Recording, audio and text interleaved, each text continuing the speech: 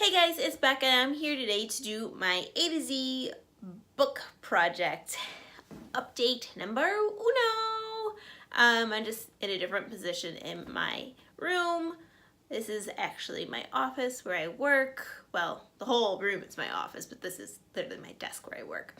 So, starting off with, I introduced 6 books last month and I have finished only 4 of them. I've read more than 4 books this month, but I kind of didn't really want to read the 2 remaining books on my list. It's kind of the bad thing with picking all the books beforehand. Maybe I shouldn't have done that. But starting off with the letter A is Run by Ann Patchett. I think I read this before the introduction even started. It's for the letter A, obviously. This is about a family and its dynamics pretty much in a 24-hour period. I thought it was like a murder mystery, so I went into it with the wrong perception. So that made me really not like it. I don't think I'd really recommend it. It's okay. It's not like amazing writing by any chance. I just think it's like an average book. It's about a woman who gave up her 2 sons, and then she dives in front of a car to save the 2 sons' lives, but they don't know that she's the mother, and then she has another daughter, and everything that ensues after that. It's not great. I am going to be decluttering that. I think I gave it a 3 out of 5 stars. If a book's like just okay, just like average mediocre, it's a 3-star. If it's worse than average, it's a 2-star. You know, it's very hard for me to give 5 stars. I have 1 5-star read them. And the book I did not read, correlating to the letter B, was The Beautiful Cigar Girl, Mary Rodgers, Edgar Allan Poe, and the Invention of Murder by Daniel Stashower. I've been reading the Liz biography, and I only like to read 1 nonfiction at a time, and this is obviously another nonfiction, so I'll be getting to this shortly, hopefully this week. Moving on to C, I have City of Bones by Michael Connelly. This is absolute garbage. It is I didn't know this was like number 8 in a series, the Harry Bosch series, which is actually a series now on TV, which makes sense. I believe Prime makes it. I don't know how good it is. Maybe it's better. I think it might read better as a TV show. This is very corny. It's like very stereotypical. Everything's very stereotypical. Like every female is like just following all over the lead, Detective Bosch. You know, it's just like stereotypical like macho detective. He's been divorced, he's an alcoholic, you know, like every single stereotype wrapped up into this. The dialogue between characters is terrible. It's just horrible. I did listen to this on audio. Thank goodness. I would have stopped reading this. This is definitely being decluttered. I gave it 2 stars. I probably should give it 1. I've actually started listening to the second book in the series. Funny, because I actually listened to it at work and it's kind of like just backgroundy noise. So I can like really not listen to it. It's like that bad that you don't want to pay attention to it. I did want to give you it's really poor writing. Like, just really not well written. Let me find an example. So here we go. The detective is going to a crime scene and this doctor found a bone, and they're saying, he's meeting them. Leaning forward, Bosch could see that the shoebox contained the bone that had drawn them all together. It was dark brown and looked like a gnarled piece of driftwood. And that's just it. That's just nothing else. Like, it's just like not edited very well, which kind of relates to not being written very well. So decluttering that number 2. Moving on to D, The Girl Who Would Speak for the Dead by Paul Elwork. This book I just also didn't like, I gave this 3 stars, is about two twins, or a set of twins, and the girl twin figures out how to make a like really unusual sounding sound, like popping in and out her like foot or knee or something like that. I think it's her foot, without like showing that she's like making this sound. So they come up with this scheme to like trick the neighborhood kids and be like, it's a ghost, they're talking to a ghost, and it like knocks. They say that it's knocking with these like sounds. And it's pretty much like this girl and her brother, and then tricking kids, and then they're tricking some adults that are more like in the clairvoyant type of realm that already are into this type of thing. And then there's a father whose son has died, and he engages the girl to talk to his son. There's a lot of mourning in this book. Like, a lot of people are mourning the loss of someone, and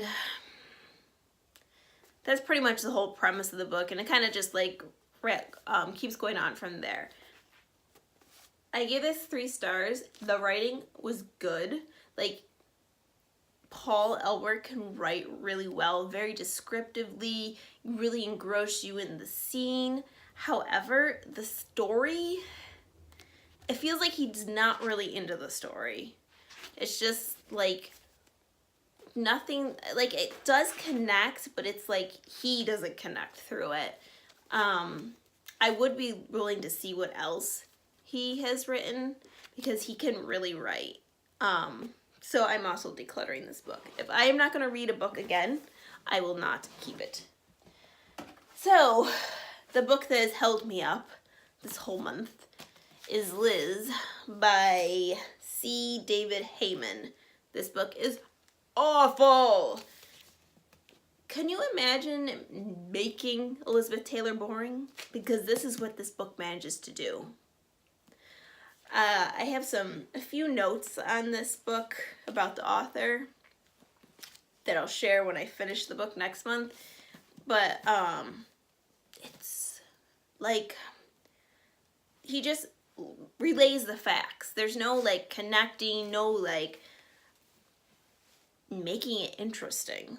I mean, you might as well be just like reading drywall or reading, you might as well just be reading the telephone book, because there's no like connecting of the facts, like, connecting facts of someone's life. Obviously there's like, it's like she was in this movie, then she went to this movie, here's a line from someone that was in one of these movies, and it's kind of just like that's all it is. And it is so boring, awful, but I still want to know, like, I still feel like I haven't gotten to know Liz at all. I believe she's like in her 40s now. She's on to her 6th husband. And it's still just so bad. So I have about less than 100 pages to go. So I'm going to finish this week so I can move along. But that has been awful. Hate it. I wonder if anyone knows of an Elizabeth Taylor book that's actually interesting. I mean, she is a fascinating person. How do you make her, like, she's been married 8 times, and you managed to make her so boring? She abused drugs and alcohol. Like, she had so many issues, and you managed to make it, like, reading a telephone book? Like, really? That's on you, the writer. And the next book that I did finish, and I did give 5 stars, was Stars Between the Sun and Moon, One Woman's Life in North Korea and Escape to Freedom by Lucia, Jang, and Susan McMclelland. This was really interesting. I had never read anything about North Korea. I feel like, you don't really, you learn kind of about the Korean War, but I never had an idea of what life was like in North Korea. Like nowadays, I always think it's like so stupid, like the whole fake media, blah, blah, blah, like that type of thought process, because there's so many different outlets of media that you are clearly just listening to one sort of news station and you're making yourself into that mindset. Like, how am I trying to explain this? Deliberately denying yourself alternate viewpoints and alternate opinions, which is one of the great things about being in a free country, is that you have that ability to have so many different viewpoints and you can see what actual facts are. The government is not controlling the media. Whereas here, I had no idea. I just assumed these people are stupid. Why are they following blindly to this leader? I had no idea about this famine that was in the 1990s, I believe. Was it 1990s? Yeah, 1990s. Over 1 million deaths. Like, why would, like, I always thought, you people are so dumb. Why are you just blindly following this man? Like, there's so many, like, get him out of power. Why is it such a big deal? But everything is controlled by the government. There's no alternative. And that is completely mind-blowing to me. I didn't realize how, it's just like there's one station. It's like the news is just the news and it's what the government has said. So obviously they're completely biased.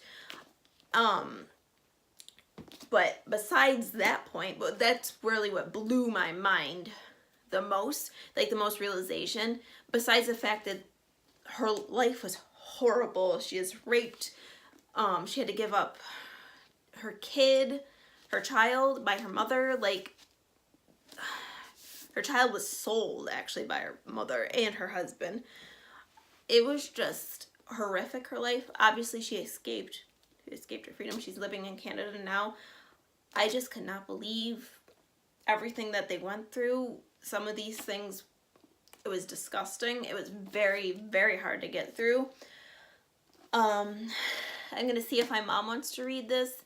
And after that, I'll just declutter it. It was a very good book. I don't want to read. I will not read it again. I mean, not that I don't want to, but I won't read it again. I've gleaned what I can from it. I'd like to read some more memoirs. Is really eye-opening. Very sad situation. And it blows my mind that people nowadays in this free world are believing facts as they are so-called laid out and not questioning anything. Blindly following. That's all I'm going to say about that. Besides that, I'm going to introduce the next 5 books that I will hopefully be getting to this month. So, I have Being Flynn by Nick Flynn, and I know this is a movie. It's a memoir. So it says, Nick Flynn met his father when he was working as a caseworker in a homeless shelter in Boston. As a teenager, he had received letters from his father, a self-proclaimed poet and con man doing time in federal prison for bank robbery. Being Flynn tells the story of the trajectory that led Nick and his father onto the streets, into that shelter, and finally to each other. So that sounds really, really interesting. Obviously, if it was made into a movie, somebody saw some potential in it. So it would be nice to read it and then watch the movie. I don't really like watching movies after reading books. I always feel like it kind of takes away from it a lot of the time.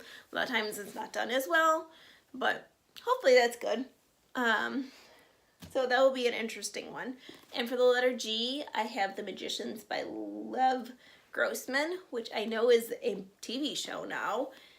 I believe my brother read this. I asked him about it, and he's like, I don't remember what it's about. So this is a fantasy book, and it's about a boy, a high school math genius, that discovers that he has a power, and he's obsessed with some, what is he obsessed with? He's obsessed with this fantasy novel, and he finds out that he has powers and that he can go into this magical world, and it's a mix of like Narnia and Harry Potter, which I've read neither of those. I know, I've never read Harry Potter. So that will be interesting to try and read this. I don't really read too many fantasy books. It's not really my cup of tea. I will try this, you know. I'm always up for trying new things. I believe I've actually read this book. Oh, no, I watched the movie. I believe I watched the movie. And it is Hector in Search for Happiness by Francois Lelord. I don't know how to say people's name. Obviously, this is for the letter H, and it is about a psychiatrist who takes, a trip, and he writes down everything he meets about every person that he meets. I did watch the movie. It was really cute. I really, really did like this. Wow, there's 3 in a row have all been books or have been movies or TV shows. So, I'm going to read this book. It's really short, too, which is nice. I feel like I cried at this movie. I feel like I really did like it. So I'm excited to read this. And another memoir, I guess, is Everyone Hanging Out Without Me and Other Concerns by Mindy Kaling, which I love Mindy. She is very funny, and there's some pictures in here, which is fun. Give this a go. See, I don't feel like it's the same of reading a nonfiction as in memoir / autobiography, although with this Liz one, it's just awful. So I really just feel like I can't read any nonfiction with it. So, and another memoir. Oh my God. I have 3 memoirs this month. Is When Breath Becomes Air by Paul Kalanthi. Paul Kalanthi. I don't know how you say that, but it is about I believe it's a neurosurgeon that's diagnosed with lung cancer, and I'm positive I'm going to bawl my eyes out. I do have the audio book to this as well. I'm not sure if I'm going to listen to it because I feel like I don't want to be bawling my eyes out while like cleaning, because that's what I usually do. I'd usually go to the gym or clean when I'm listening to an audio book. This is really short. It's very small pages and it's pretty largely written, so this shouldn't be too hard to get through. So those are the 5 new books. So I have 7 books I want to get through. 4 of the A through Z. Although I have read obviously more, I just kind of pre-picked. These are all books in my house, and I really wanted to get those out of my house. Like, if I'm not going to reread it or, pass it on to someone else, I don't really want it in my house. I want to slim down my book collection. Although, according to booktubers, I probably don't have that many books, but I do have enough.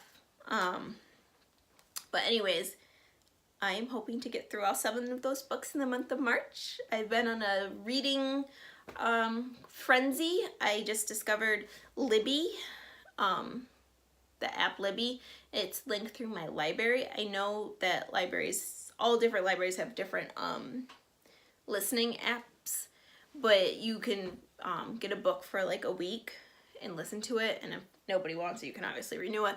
But is really upping my going through books phase. I've been going through like 2 to 3 books a week instead of like 1 to 2. So it's really been helpful. So I would definitely recommend doing that. Saving money. Audible is way too expensive. I still need to cancel my membership. But that is all. I can't wait to see what everyone else is reading. And see you in the next video. Bye!